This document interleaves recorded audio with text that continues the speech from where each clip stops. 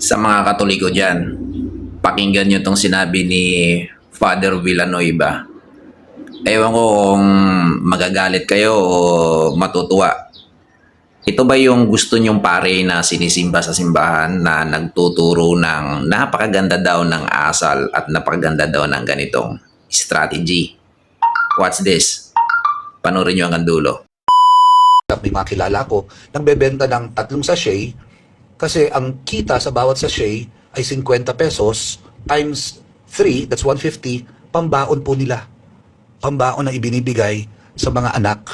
So, hindi talaga usaping pang drug addict, usaping pantawid sa kahirapan para sa edukasyon ng anak dahil wala nang pagkakataon.